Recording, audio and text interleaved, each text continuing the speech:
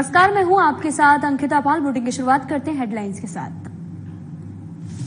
मतदान को लेकर बिहार चुनाव आयोग की पीसी। शांतिपूर्ण ढंग से बिहार में 5 सीटों पर चुनाव संपन्न। 5 सीटों पर लगभग 58.58% हुआ मतदान। मुंगेर में पीएम मोदी ने जनसभा को किया संबोधित। एनडीए उम्मीदवार के पक्ष में वोट करने की अपील। पीएम ने विपक्षी पार्टियों पर जमकर साधा निशाना।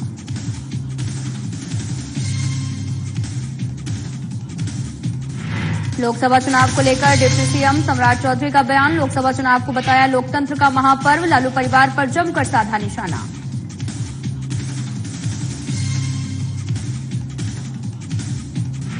चतरा में बीजेपी प्रत्याशी कालीचरण सिंह ने किया नामांकन। नामांकन में पहुंचे प्रदेश अध्यक्ष समेत तमाम नेता। कल्पना सोरेन को बताया वंशवाद की राजनीति का सटीक उदाहरण।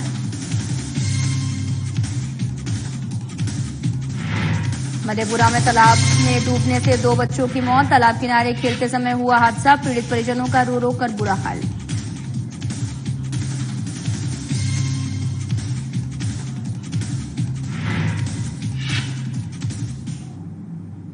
रुक करते हैं खबरों की तरफ। लोकसभा चुनाव के दूसरे चरण का मतदान बिहार के 5 सीटों पर शांतिपूर्ण संपन्न हो गया है। चुनाव में कुल 50 उम्मीदवारों की किस्मत ईवीएम में कैद हो गई है, जहां कटिहार, भागलपुर और बांका पर इंडिया गठबंधन और एनडीए गठबंधन के बीच टक्कर देखने को मिली है। वहीं किशनगंज और पूर्णिया लोकसभा सीट पर त्रिकोणीय मुकाबला के जो आसार हैं वो देखने को मिले और मतदान की प्रतिक्रिया जो है वो सुबह 7 बजे से शाम 6 बजे तक चली है।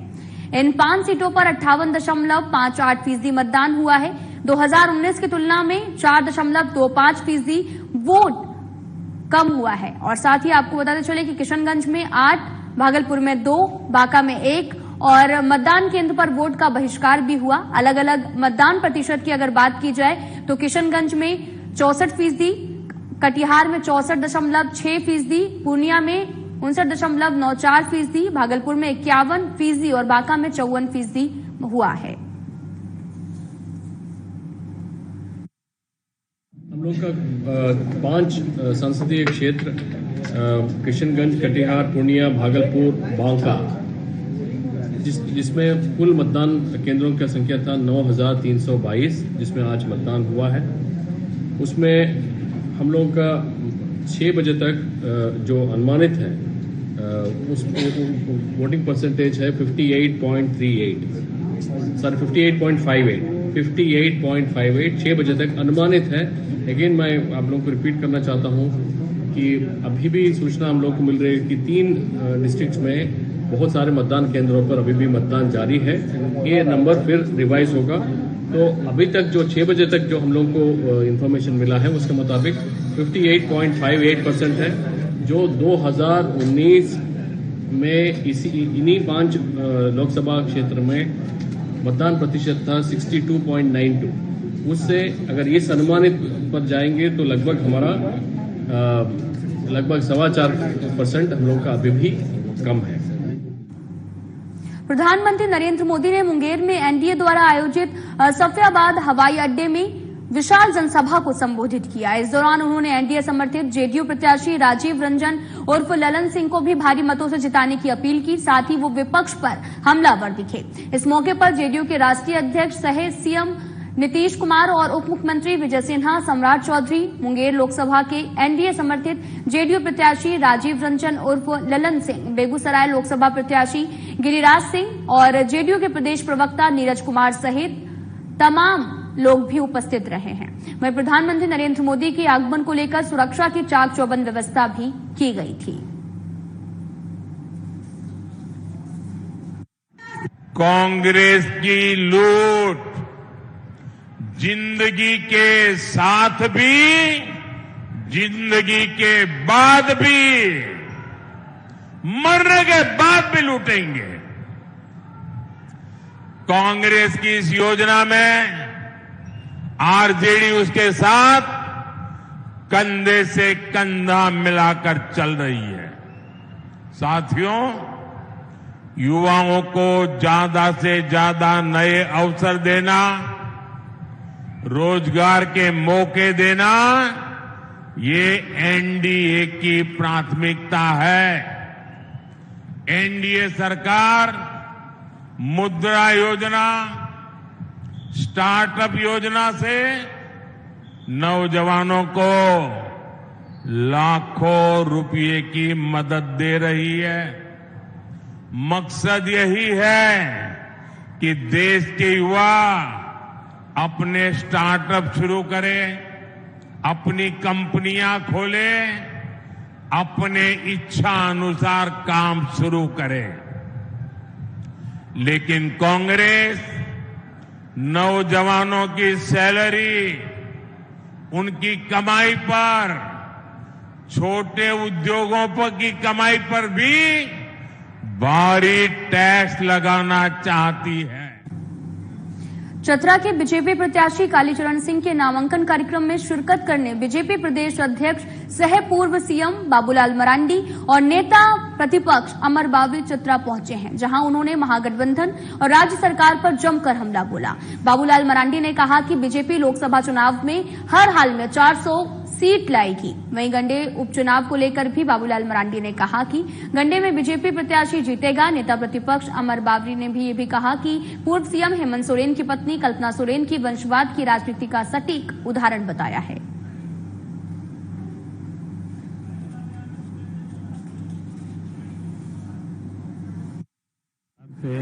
चुनाव का हम जब हवाई अड्डे में थे तो उस वक्त मैंने देखा अच्छे पोल परसेंटेज उस समय तक था देश के अंदर में। एकाध कोई राज्य में थोड़ा बहुत कम था, लेकिन हमें लगता है कि समय रहते उसको भी लोग ठीक कर लेंगे।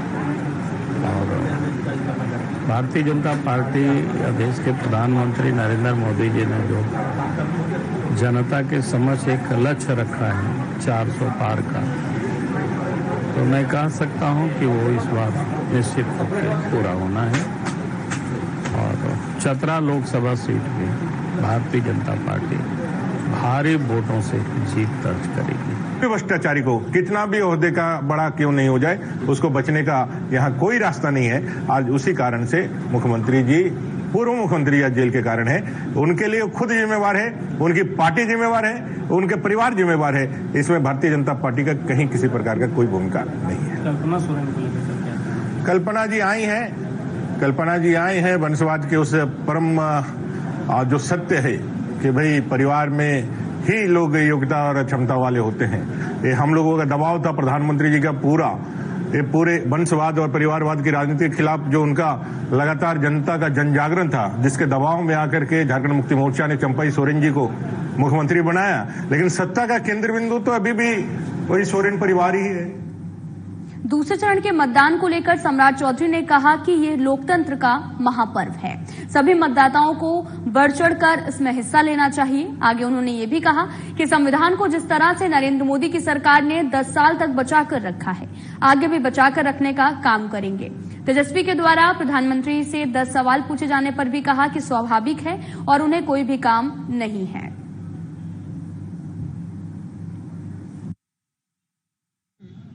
महापर्व है और इस लोकतंत्र में संविधान को जिस तरह नरेंद्र मोदी की सरकार ने 10 साल से बचा के रखा है और आगे भी बचा के रखेगा, और अधिक से अधिक लोग निकलकर वोट करें और देश को श्रेष्ठ बनाने में सहयोग। प्रधानमंत्री के आगमन पर 10 सवाल तेजस्वी यादव ने फिर से पूछा है। देखिए, स्वाभाविक है, कोई काम है नहीं, ट्विटर पे ही काम है। ये लोगों को जनता में कोई काम ये लोगों ने किया नहीं है। लालू प्रसाद जी बार बार कहते हैं संविधान खतरे में। ये जानना तो चाहते हैं कि 10 साल से मोदी सरकार है, संविधान कहाँ खतरे में है? आरक्षण बढ़ाने का काम किया गया, आरक्षण लोगों को देने का काम, और आरक्षण विरोधी कोई है तो वो लालू प्रसाद का परिवार है। फिलहाल यहाँ रुकते हैं एक छोटे से ब्रेक के लिए।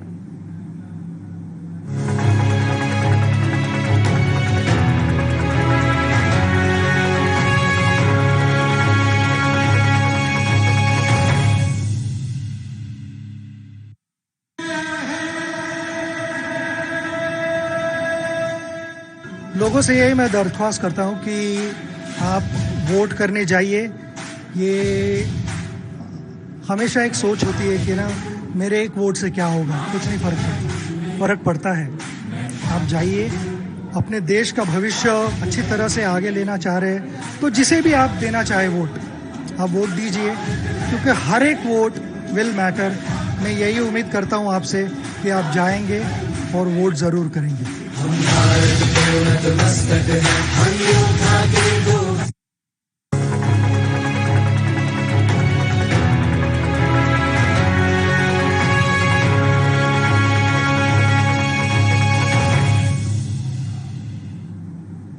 ब्रेक के बाद स्वागत है आप सभी का। रुक करते हैं खबरों की तरफ। बिहार सरकार के मंत्री मंगल पांडे ने दूसरे चरण के मतदान को लेकर कहा कि देश और राज्य की जनता विकास के लिए वोट कर रही है।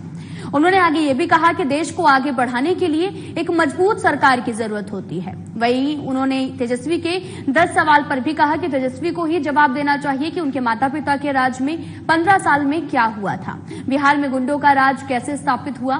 पप्पू यादव के निर्दलीय पूर्णिया से चुनाव लड़ने के सवाल पर मंगल पांडे ने यह भी कहा कि लोकतंत्र में चुनाव लड़ने का अधिकार सबको होता है, लेकिन जनता तय करती है कि उसका प्रतिनिधि कौन होगा।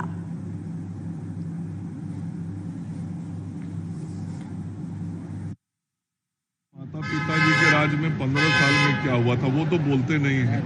बिहार कहाँ था वो तो उनको मालूम नहीं है और मालूम करने की कोशिश भी नहीं करते हैं। और उनके परिवार के कारण बिहार कितना बर्बाद हुआ इसका जवाब उनको देना चाहिए। उनके परिवार के कारण बिहार में गुंडों का राज कैसे स्थापित हुआ ये जवाब देना चाहिए। उनके परिवार के कारण अपराधियों के मनोबल कैसे बढ़े और आज भी बढ़ा रहे हैं। आज भी राजद तो ऐसे उम्मीदवारों को टिकट दे रहा है ना जिनका पूर्व का चरित्र अपराधी का रहा। तो ऐसे लोगों को तो स्वयं के बारे में पहले बताना चाहिए। पप्पू यादव निर्दलीय वहां से चुनाव लड़ रहे हैं, कितना चुनौती रहेगा? एक तरफ काराकाट से देखिए, लोकतंत्र में चुनाव लड़ने का अधिकार सबको होता है, लेकिन जनता मत देके तय करती है कि उसका प्रतिनिधि कौन होगा। जेडीयू प्रदेश अध्यक्ष उमेश कुशवाहा ने दूसरे चरण में मतदान को लेकर यह भी कहा कि सभी जगह एनडीए की लहर है जो अगले 5 चरण के चुनाव को भी प्रभावित करेगी। वहीं उन्होंने तेजस्वी यादव के द्वारा 10 सवाल भी पूछे जाने पर कहा कि उनके पास कोई भी मुद्दा नहीं है। तेजस्वी अपने माता पिता के शासनकाल की चर्चा क्यों नहीं करते हैं? वे अपने माता पिता के 15 सालों की उपलब्धियां क्यों नहीं बताते हैं? वे नीतीश कुमार के साथ में 17 महीने के शासन का क्रेडिट लेना चाहते हैं। चरण का जो मतदान हो रहा है पूरे जगह एनडीए के एनडीए के लोग गुलबंद होकर मतदान कर रहे हैं और जो अगले 5 चरण का जो चुनाव होना है उसको प्रभावित करेगी। ये एनडीए का लहर चल रहा है, वेग बहुत है। आज प्रधानमंत्री जी का भी 2 जगह दौड़ा है, लेकिन तेजस्वी यादव है 10 को सवाल कर रहे हैं, कह रहे बिहार आ रहे हैं तो पहले उनको पास है क्या? तेजस्वी जी के पास कुछ है मुद्दा क्या? कोई मुद्दा है? उनके माता पिता के शासनकाल को एक भी बार ये चर्चा नहीं करते। ये 15 वर्षों की एक भी उपलब्धि नहीं गिनाते और ये 17 महीने के मैंने सिर्फ अपना क्रेडिट लेना चाहते। 18 वर्षों के हमारे नेता के जो कार्य है उस 17 महीना में अपना क्रेडिट लेना चाहते। दूसरे चरण के मतदान को लेकर पूर्व केंद्रीय मंत्री उपेंद्र कुशवाहा ने कहा कि एनडीए के पक्ष में बढ़त है और वहीं तेजस्वी यादव के 10 सवाल पूछने पर उपेंद्र कुशवाहा ने यह भी कहा कि उनके सवाल का कोई भी मतलब नहीं होता है। प्रधानमंत्री आ रहे हैं, प्रधानमंत्री जी को जनता प्यार करती है, आम जनता को मोदी की गारंटी का भरोसा भी है। बाकी कोई क्या बोलता है इसमें कोई मतलब नहीं है। ये मतदान तो जो पहले ही से मालूम है लोगों को कि एनडीए के पक्ष में ही बढ़त है हर जगह। मतदान होने दीजिए। प्रधानमंत्री जी को जनता प्यार करती है, हर सेक्टर के लोग उनसे प्यार करते हैं। सब लोग चाहते हैं कि पिछली बार फिर से प्रधानमंत्री बने, क्योंकि मोदी जी की गारंटी पर लोगों का भरोसा है। इसलिए बाकी कोई क्या बोल रहा है उसका कोई मतलब। लोकतंत्र के महापर्व में हर कोई अपनी जो है भागीदारी निभा रहा है और इसी क्रम में निर्दलीय प्रत्याशी पप्पू यादव मध्य विद्यालय पूर्णिया कोट स्थित बूथ संख्या 118 पर पहुंचकर अपने मताधिकार का प्रयोग किया है। वहीं मौके पर मतदान के लिए खड़े मतदाताओं के पैर छूकर उनका आशीर्वाद लिया है। इस दौरान मीडिया से बात करते हुए पप्पू यादव ने यह भी कहा कि वोटिंग को लेकर लोगों में खासा उत्साह दिखा है। आगे उन्होंने कहा कि सभी मुझे समाप्त करने की साजिश कर रहे हैं।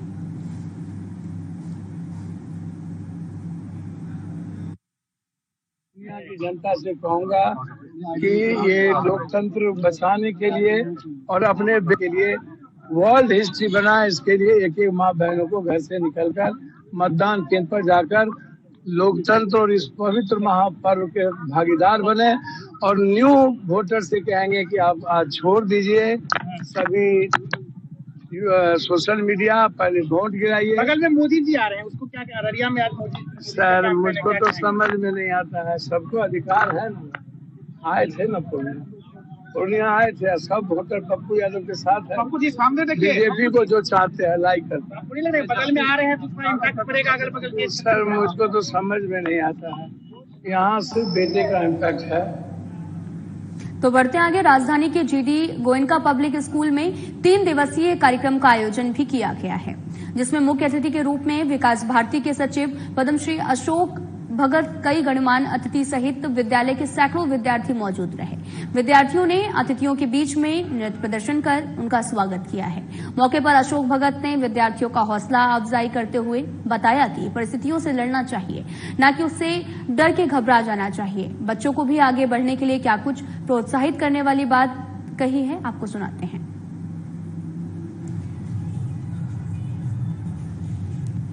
मेरे बच्चों, ये हमारा देश गांव का देश है। आप लोग फिर बात करना शुरू करते, बात नहीं सुनेंगे तो भाषण को देंगे। आपको बात हम समझाने आए हैं, ठीक है?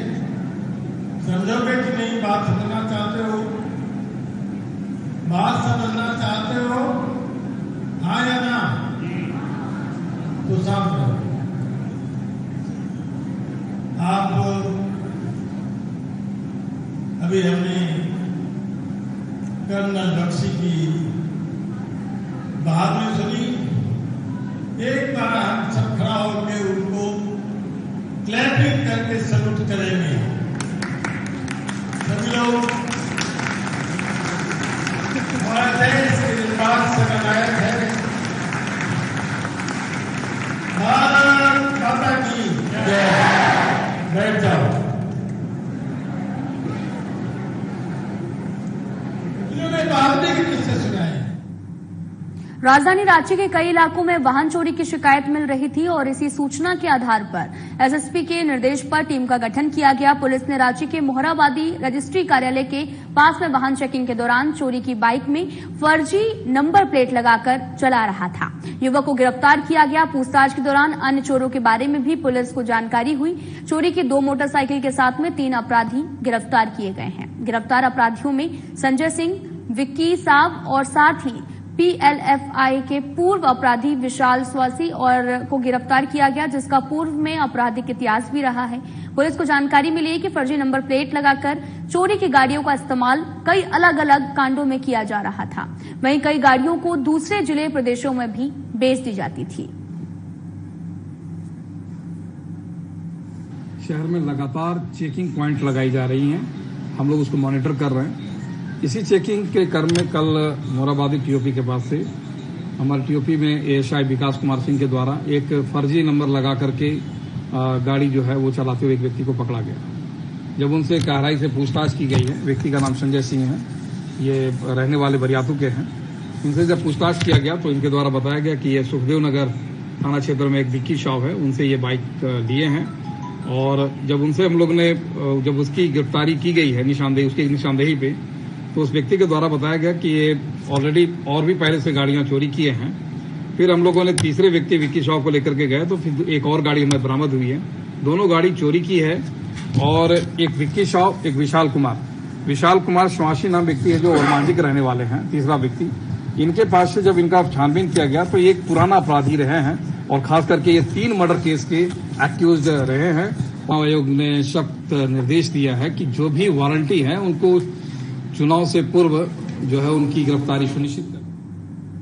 नालंदा जिले के मानपुर थाना क्षेत्र इलाके के लालू नगर गांव में लू लगने से एक महिला की मौत हो गई है। घटना के संबंध में मृतक के परिजनों ने बताया कि बीना देवी अपने घर से चिलचिलाती धूप में दवा लेने के लिए निकली थी। इसी दौरान लालू नगर गांव के पास में प्रचंड धूप होने के कारण महिला बेहोश होकर गिर गई। स्थानीय लोगों के द्वारा जब उसे अस्पताल में भर्ती कराया गया तो चिकित्सकों ने महिला को मृत घोषित कर दिया है और परिजनों ने महिला के मौत के पीछे लू लगने की बात भी कही है।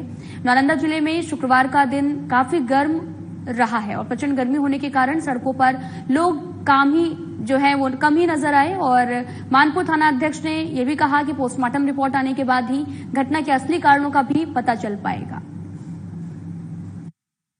गांव के आदमी वहाँ जो था बता रहा है कि दवाई लाने गया था, धूप था, धूप के कारण वहाँ पे गिर गया है और मर गया, समझे। ये फिर उस टांग उनके घर के पास ले गया। अब रिपोर्ट से ही पता चलेगा कि उसका मौत कैसे हुआ, नहीं हुआ। और नहीं और रिपोर्ट में ही पता चलेगा ना कि क्या हुआ है, नहीं हुआ है। अगर जो लूक से मरा होगा तो वो तो रिपोर्ट में ही बता देगा। गांव वाले को सबको कहना है कि लूक से ही मर गया। मधेपुरा में तालाब के किनारे खेल रहे 2 बालक की डूबने से मौत हो गई है। मामला मधेपुरा जिले के औदा किशनगंज थाना क्षेत्र अंतर्गत पिपरा करौती पंचायत स्थित छरापट्टी गांव का है। और साथ ही आपको बताते चले कि मृत बच्चों की पहचान छरापट्टी वार्ड 5 निवासी हीरा यादव के 11 साल के बेटे अवनीश कुमार और मिंटू यादव के 11 साल के बेटे मिथिलेश कुमार के रूप में हुई है। घटना के बाद दोनों के घरों में मातम पसरा हुआ है। घटना के संबंध में मृतक के चाचा रंजीत कुमार ने यह भी बताया कि गुरुवार की दोपहर में उनका भतीजा अवनीश और मिथिलेश बहियार में खेल रहा था और इसी दौरान दोनों बालक तालाब में डूब गए। शुक्रवार को बहियार काम करने गए लोगों ने पानी में दोनों के शव को देखा है।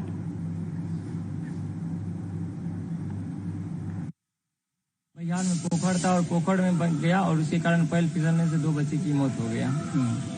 दोनों का नाम क्या है? बच्चे का नाम अवनीश कुमार, उम्र 11 साल, पिता हीरा यादव, और दूसरे बच्चा का नाम मिथिलेश कुमार, उम्र 11 साल, पिता मिंटू यादव। दोनों का घर कहाँ? छड़ापट्टी, वार्ड नंबर 5। कब डूबी थी बच्चा? कल 12 बजे के बाद से नहीं मिली। आज सुबह में लोगों के द्वारा देखा गया जो बच्चा का कपड़ा मतलब वही पोखर के पास रखा गया था। तो अभी जमशेदपुर के मानगो थाना क्षेत्र में जवाहर नगर 8 नंबर रोड में एक घर में चोरों ने चोरी की वारदात को अंजाम दिया और चोरों ने घर से 2 लाख के गहने, नगद रुपए के साथ में कीमती सामान पर हाथ साफ किया है। सूचना मिलते ही पुलिस मौके पर पहुंचकर मामले की जांच में जुट गई है। बताया ये भी जा रहा है कि पड़ोस में रहने वाले 3 युवकों ने घर में चोरी की घटना को अंजाम दिया है और स्थानीय लोगों की मदद से पुलिस ने 2 युवकों को गिरफ्तार कर लिया। तीसरा युवक फरार चल रहा है। घर में अपने पूरे परिवार के साथ अपने अम्मी के घर में काम से गए हुए थे। ठीक है, यहाँ से हमको सूचना मिला बड़ेदारे से ही कि आपके घर में पूरा चोर घुस गया। तो हम लोग आए, तब तक चोर लोग घर से सामान वामान बिखा कर, गोदरेज में तोड़कर, दरवाजा का कुंडी तोड़कर अंदर घुस कर पूरा गोदरेज से सामान वामान बिखाड़ कर गहना का डब्बा पर खोल के गहना निकाल कर भाग गया। टोटल 3 लड़का था और चोरी जो किया वो घर का बगल में ही भाड़ा में ही रहता था, रेंट में रहता था। मिली है कि अभी के कुछ 3 लोग किसी घर में इनके घर में घुस के चोरी कर रहे थे, तो इन लोगों ने 7 नंबर रोड से चोरों को पकड़ा, 2 को पकड़ लिया, एक भागने में कामयाब हुआ है। वही थाने में आए हुए हैं, थाने में बड़ा को बोला है, बड़ा को जांच कर रहे हैं और तीसरे की तलाश में लगे हुए हैं। सामान चोरी हुआ है? इन लोग धतकेड़ी से भी कुछ चोरी करके लाए हैं। तो धतकेड़ी वाले लड़के लोग गया, उनका भी मोबाइल चोरी हुआ, उनका मोबाइल इन लोगों के पास का भी बरामद हुआ है। तो चोरी इनका भी सामान कुछ किया है? इनका भी कुछ सामान बता रहे हैं, किस तरह से इनसे पूछ के क्या चोरी हुआ बताएंगे आपको। इसी मामला के बारे में सूचना मिली तो आप लोग आए।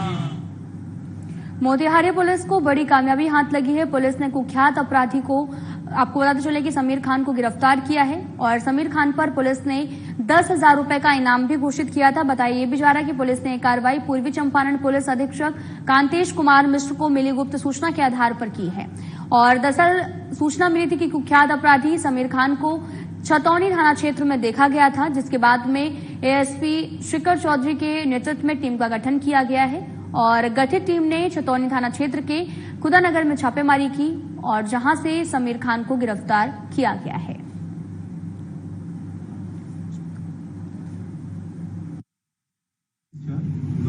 को प्राप्त गुप्त सूचना के आलोक में और पुलिस अधीक्षक पूर्वी चंपारण मोतिहारी के निर्देश अनुसार हत्या एवं लूट कांड के इनामी कुख्यात अपराधी लौरेब खान उर्फ समीर खान उर्फ उम्र करीब 20 वर्ष को छतौनी थाना द्वारा छापेमारी के क्रम में गिरफ्तार किया गया। इस वांछित अभियुक्त के खिलाफ 2 कांड छतौनी थाना में दर्ज है। एक कांड संख्या है 205-23 जो कि एक हत्या और आर्म्स एक्ट का केस है और छतौनी थाना में ही 507/22 एक और कांड इनके खिलाफ दर्ज है, जो कि 394 धारा के तहत। बेगूसराय में अपराधियों ने एक बड़ी घटना को अंजाम दिया। अपराधियों ने सेवानिवृत्त सैनिक कौशल कुमार के पुत्र 22 साल के अंगद कुमार का अपहरण करने के बाद में हत्या कर दी है। परिजनों ने अपराधियों के द्वारा अपहरण के बाद युवक के शरीर पर तेजाब डालने और उसके आंख फोड़ने का भी आरोप लगाया है। बताया यह भी गया कि युवक 25 अप्रैल से लापता था, जिसका शव आज मटिहानी थाना क्षेत्र के चौकोर गंगा किनारे से बरामद किया गया है। अंगद कुमार इकलौता पुत्र था। पुलिस ने बताया कि 25 अप्रैल को पूर्व सैनिक के द्वारा एक आवेदन देकर अपने पुत्र के अपहरण की बात बताई थी। इसी बीच आज उसका शव भी बरामद किया गया। हत्या के कारणों का पता लगाया जा रहा है। 30 तारीख को हमारा बच्चा 12 बजे घर से बाहर निकला। एक टीचर है जीडी कॉलेज के पास में, उन्होंने कॉल करके मेरे बच्चे को बुलाया। बुलाने के बाद में मेरा बच्चा वापस नहीं आया, तो मैं उनको वापस रिटर्न कॉल किया। हम 8 बजे 8:30 बजे आए ड्यूटी करके आए, तो फैमिली बोली कि साहब बच्चा घर नहीं आया है, 12 बजे घर से निकला है। मैं बोली कॉल कीजिए, आ जाएगा। तो कॉल की तो उनका कॉल जब नहीं उठाया, मेरा बच्चा स्विच ऑफ बता। फिलहाल इस वीडियो में इतना ही। नमस्कार।